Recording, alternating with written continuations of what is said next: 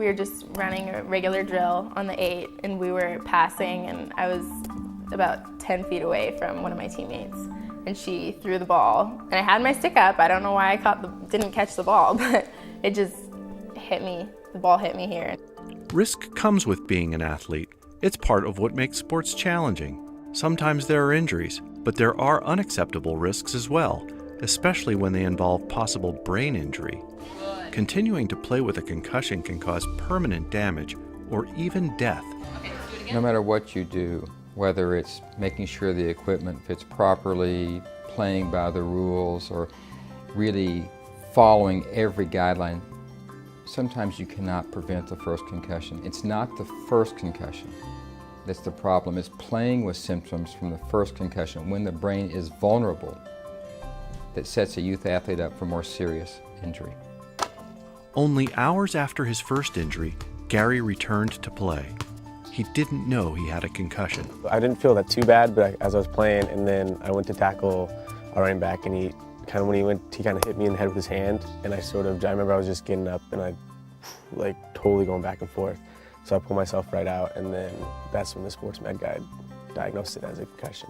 In one study of catastrophic head injuries in high school and college athletes, most of the athletes suffering devastating brain damage had a history of a previous concussion, and most of those previous concussions were in the same season. In one study, almost 40% of athletes who had a serious brain injury were playing with symptoms from a concussion. It's important to rest, to stop until all signs and symptoms of a concussion are gone before there's even a thought about return to play. UW-Medicine physician Dr. Stan Herring is co-director of the Seattle Sports Concussion Program. He works closely with coaches and athletes on all levels, both youth and professional. If a coach suspects a concussion, it is critical that he or she remove the athlete from play. Part of the problem is that teens may hesitate to report symptoms, believing their injuries are no big deal, or trying to tough it out and return to the game. There may even be pressure from parents or other adults to keep playing. During the long recovery from his second concussion, Gary felt uncomfortable with his teammates and even an assistant coach. I remember one coach actually before a game, he wasn't the nicest coach, but he was going to the injured people, and he was going to talk to them, and then he came up to me and he's like, you know how long you've had a concussion for? I was like, yeah. He's like, out of all my 15 years, you've had the longest one. I was just kind of like, oh, thanks. It really made me feel bad, and because I couldn't control it or anything. And but yeah, from teammates, they didn't really understand.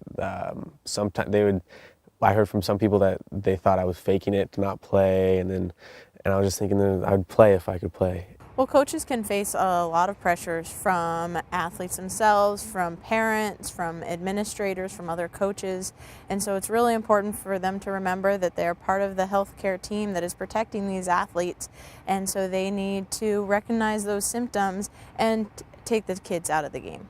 In the state of Washington, there is a law to guide coaches and adult supervisors.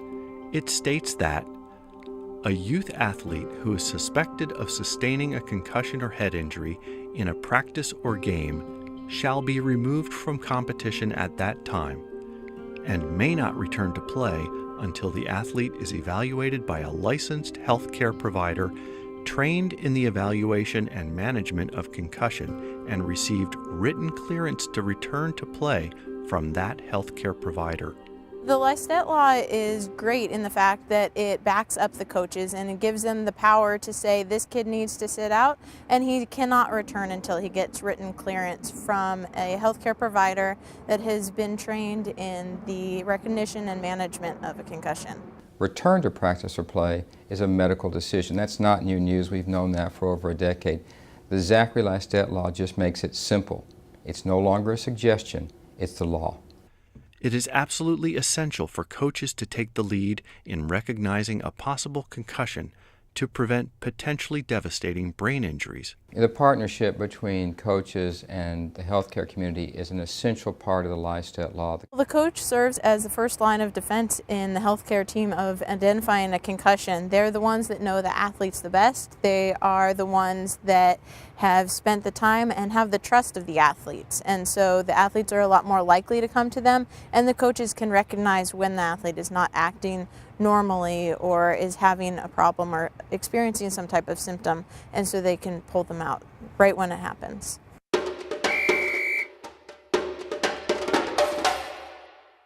When you take a blow to the head or to another part of the body with force transferred to the head, there can be a rapid onset of signs and symptoms which can be quite variable. In technical medical terms, a concussion is described as a complex pathophysiological event to the brain that's induced by trauma. What does that mean?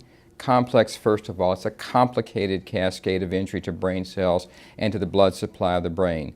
Pathophysiological means it's not structural. It's a software problem, not a hardware problem. The brain looks normal on a CAT scan or an MRI, but the brain does not function normally. Friday night, I was mostly just worried about my face because that was the most painful part. And then Saturday and Sunday, I started feeling really out of it and really just kind of dizzy and really sensitive to light and sound. And like I said, riding in the car was really hard, just bumping and like all the sounds. It was awful, and I had to close my eyes, and I remember holding on to everything, and I was like, I can't do this. And Sunday night, I felt even worse. It felt like the headaches were getting worse, and so my mom decided on Monday, like we should go see a doctor. Concussions can happen during any sport.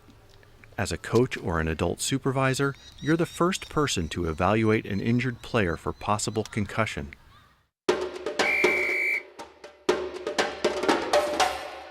I remember after the first practice, I went into the locker room and I felt just kind of like dizzy. It was no contact or nothing. I just felt dizzy. And I even asked my friend, I said, I think I took like too many Advil or something because I made me really dizzy. And so I didn't think it was a concussion at all because I had one earlier and it was like a boom impact and I had one. For coaches, since they know the athlete so well, the most important thing for them to look for is just a change in how the athlete is behaving from normal. So they just might have some slight change in personality. They might normally be very friendly and outgoing, and now they're more reserved, more angry, something like that. They can be experiencing headaches, nausea, they could be vomiting, they can have some problems with their balance, or maybe even remembering plays, or they're having sensitivity to light, sensitivity to noise. We're just going to do a quick assessment and see how you're doing today, okay? There can be many signs and symptoms of concussion.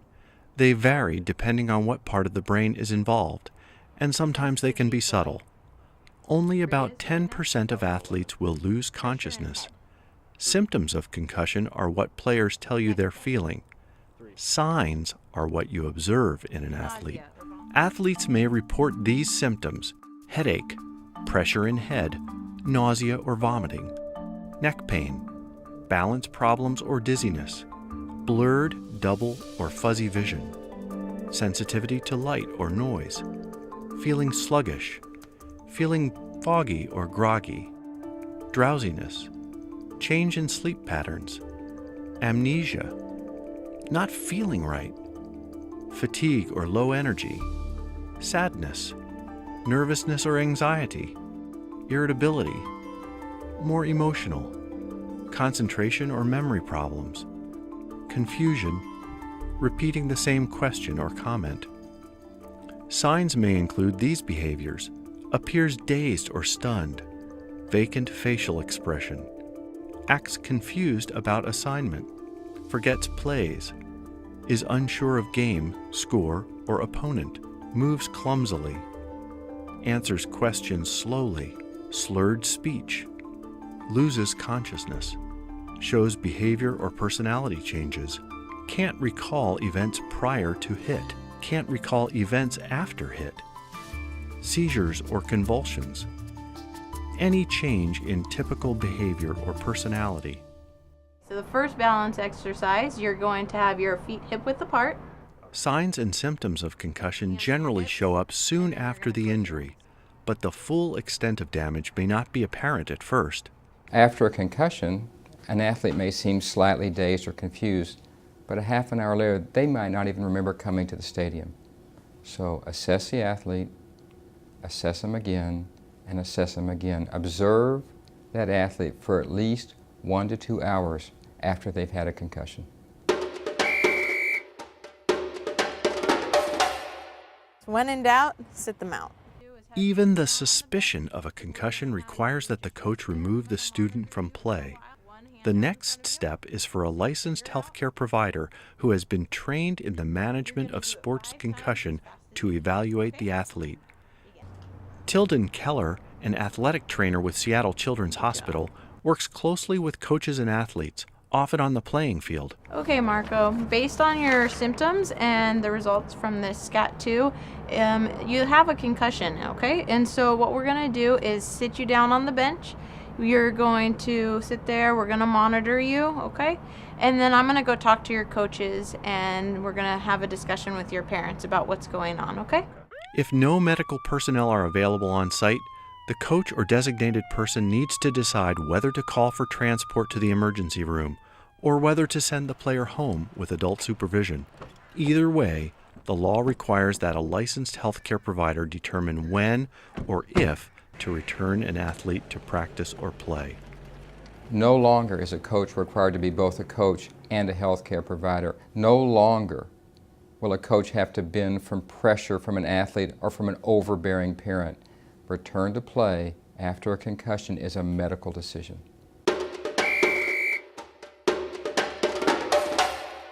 The long-term effects of a subsequent blow or blows to a concussed young brain can be catastrophic.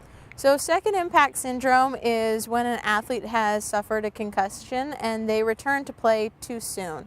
So they have not fully healed, their brains haven't fully healed, and they return into play and receive another blow. And that can result in second impact syndrome, which is rare, but it can result in very catastrophic consequences and even death. Young brains heal more slowly than those of adults. Rest, minimal physical exertion, and sometimes reduced schoolwork are essential. Returning to sports and other regular activities too quickly can prolong recovery time, sometimes for months.